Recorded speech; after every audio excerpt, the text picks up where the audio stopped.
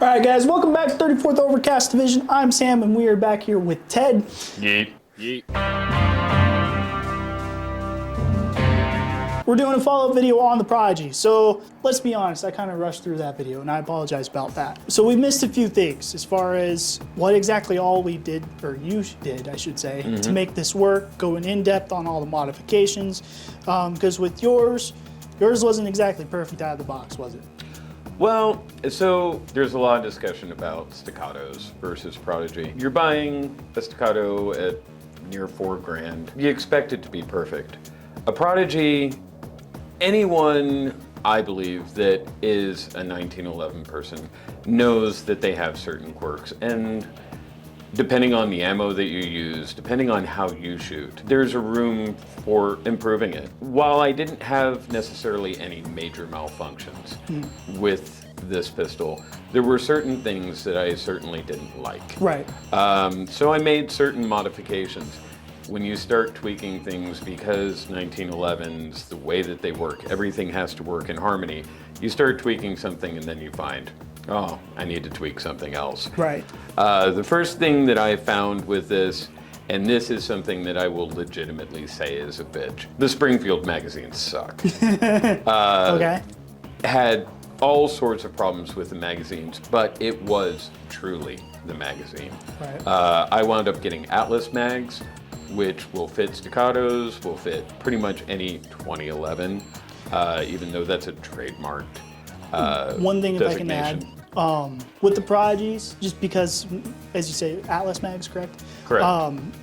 Prodigies are interchangeable. If you have staccato mags, they'll take those, and they'll take the Atlas mags, as well as the Springfield mags.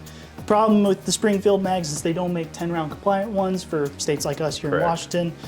So you get issues where FFLs are either going to block your mags, they don't give you mags at all, or they just don't sell the gun. Depends on the FFL. That could have been an issue with your Springfield mags as well, because you have blocked ones. Correct. Yeah. Also have heard that with the extended magazines that Springfield sells, that those introduce some issues as well. So I went with 10-round welded mags, because we live in the state where you're not allowed to have any fun. Thanks, Inslee.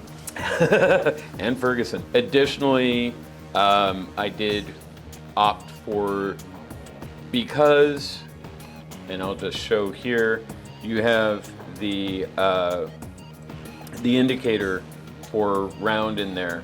It does introduce an opportunity for that powder to blow back into your optic, thus making you basically blind. So I went for a sealed 509T. In doing that, it changed the balance a little bit. Additionally, the teardown of this, again, it's a double stack 1911, so it tears down like a 1911. However, it also has a bull barrel. So being that it has a bull barrel, you don't have the standard GI kind of rod. Right. The standard Prodigy rod is a two-piece rod that screws together. Hate it. Other people say it's not so bad. What I had found is the rod sticks out here. You have a hex key, and this is the rod just to show here. Goes together like this, and as you start shooting, it starts loosening. Definitely suboptimal. So I opted to go with an EGW one-piece guide rod. It's a captured guide rod, so the spring's always there. Just to show, I'm gonna lock it back here like this. The rod is one piece. You stick a paper clip in there, then you can disassemble it.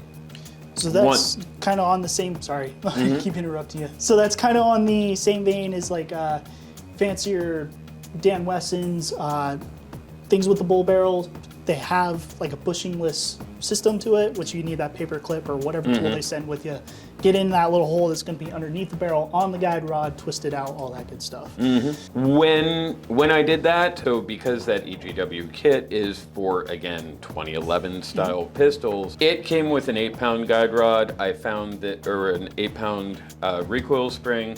I found that it was a little slow to go into battery. In doing that, I also run 124 grain. Some people have complained about 115 not having enough to work the action. I wound up putting the original Springfield spring back in there, and it works perfectly. One other thing that I did do out of an abundance of caution, When I did pull the firing pin, I noticed it was a bit bent, and I had, now granted, out of 500 rounds, I had one light primer strike.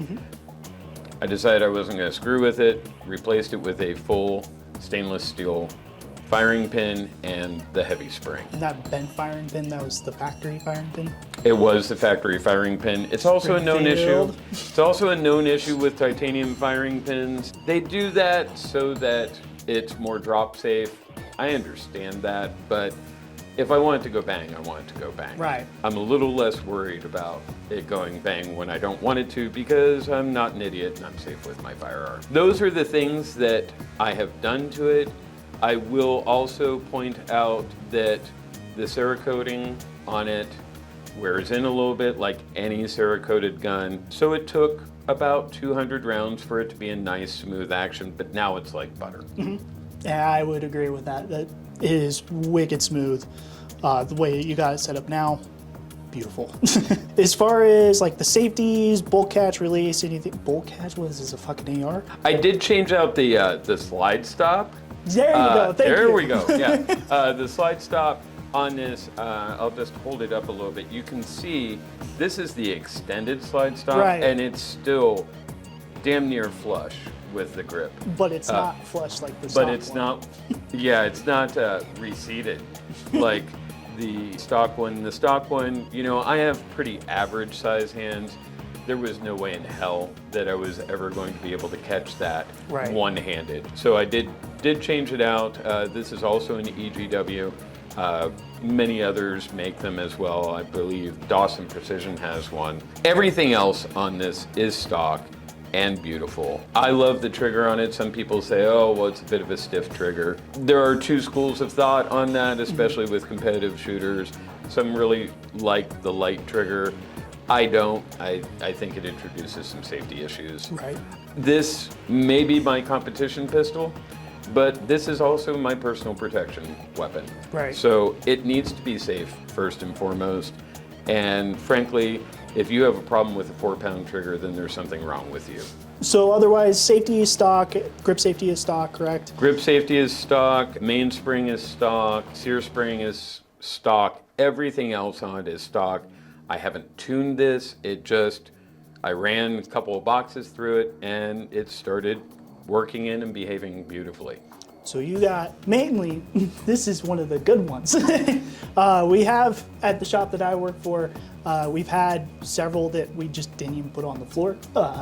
One in case the safety fell out before we even took it out of the box to put it on this display floor. So we've had nightmare examples of Prodigies, and we've had good examples of Prodigies come through.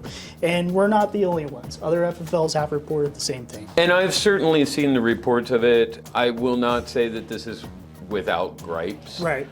When it came out of the box, again, my biggest complaint, this guide rod. Right. This design, you know, it seems like a good idea when you're probably designing this thing. When you're actually firing this thing or trying to field strip it, it's a pain in the ass. There's no other way to put it, especially considering, as you can see, the threading is so far down. So it's basically a GI guide rod that they tried to screw a full-length guide rod onto. When you try and compress that spring to put this thing together, it goes all over the place and it doesn't want to lock in. And then once you do, again, this isn't the place that you want to be putting Loctite. You do want to be able to take this thing apart. In my opinion, that's a bad design, and I don't understand, frankly, why they didn't go with the one piece. I have other 1911s, including the Ronin EMP3. Also has a takedown one piece but 2-stage guide rod in it. I don't know why they opted for this. No idea. Otherwise, it runs pretty freaking good. So when it comes down to should you buy Staccato or should you buy the Prodigy, these are the two top, like, affordable, I'd say, 2011 styles. They really are. If you got $4,000 to go drop on a pistol and you don't want to work on it, go for it. Any of these, especially as we're talking about competition pistols, everybody has what they like and has a tendency to want to tune it to their own preferences. Personally, this guide rod, I want to say it was around 75 bucks. It was like 50 bucks for the extended slide stop, the firing pin, and the spring was maybe 100 bucks. So, 300 bucks plus the mags, which I would get extra mags anyway. And I've got a pistol that I love. And I'm still nowhere near that $4,000 price tag. And $4,000 is a high-end staccato. You go onto their website, $2,500 for just a base staccato P. Once you start adding extras, then it gets up there to that $4,000. But that's like putting your hollow sun on there, extra mags, if you want the compensator, all that good stuff. Plus, you have a lead time at the moment with staccato. So I should also point out, so this is the full government size, 5-inch. Yep. They also have the 4 1/4. I've shot both. I personally like the 5-inch more. I just like the balance of a 5-inch 1911 more than the Commander 4 1/4 size. And in the staccatos, you're talking about 4 1/4 versus 5-inch and so forth. It's all personal preference. Right. And while I can understand people that are like, I want staccato, you got the money, go for it.